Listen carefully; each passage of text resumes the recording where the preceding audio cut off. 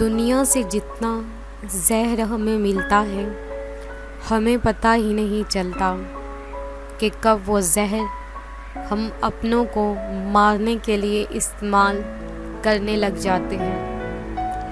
زندگی میں انسان کو ایک عادت ضرور سیکھ لینی چاہیے۔ جو چیز ہاتھ سے نکل جائے اسے بھول جانے کی عادت، یہ عادت بہت سی تکلیفوں سے بچا دیتی ہے۔ بعض دفعہ خاموشی وجود پر نہیں دل میں اترتی ہے، پھر اس سے زیادہ مکمل، خوبصورت اور بامعنی گفتگو کوئی اور چیز نہیں کر سکتی، اور یہ گفتگو انسان کی ساری زندگی کا حاصل ہوتی ہے۔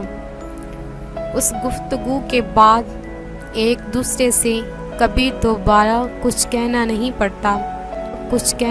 پڑتا، کچھ کہنے کی ضرورت رہتی ہی نہیں۔ جب انسانوں سے آپ کی محبت ختم ہو جائے تو پھر چیزوں سے محبت ہونا شروع ہو جاتی ہے۔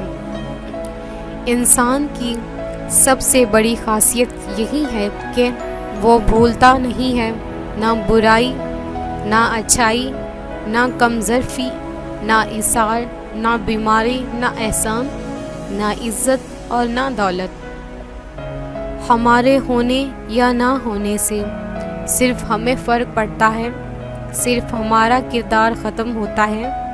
کائنات میں کوئی تبدیلی نہیں آتی، کسی چیز پر کوئی اثر نہیں پڑتا، وقت کو پل نہیں لگتے، بلکہ بعض دفعہ وقت بالکل رک جاتا ہے۔ اس کی تیز رفتاری ہی صبر آزما نہیں ہوتی، بعض دفعہ اس کی سست رفتاری بھی تکلیف دہ ہوتی ہے۔ جو لوگ دوسروں کے دلوں کو کانٹوں سے زخمی کرتے ہیں ان کے اپنے اندر کیکر اگے ہوتے ہیں، وہ چاہیں نہ چاہیں ان کے وجود کو کانٹا ہی بننا ہوتا ہے، وہ پھول نہیں بن سکتے۔ نفس انسان کو جانور بنا دیتا ہے۔ جب انسان نفس کا غلام ہو جاتا ہے تو وہ جانور بن جاتا ہے۔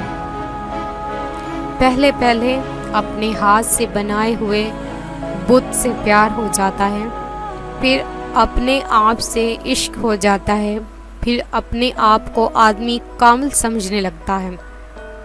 زندگی نے اسے سکھایا تھا کہ ظاہری بدصورتی خوف کھانے والی شے نہیں ہوتی، یہ انسان کے اندر بدصورتی ہوتی ہے کہ جس سے ڈرنا چاہیے۔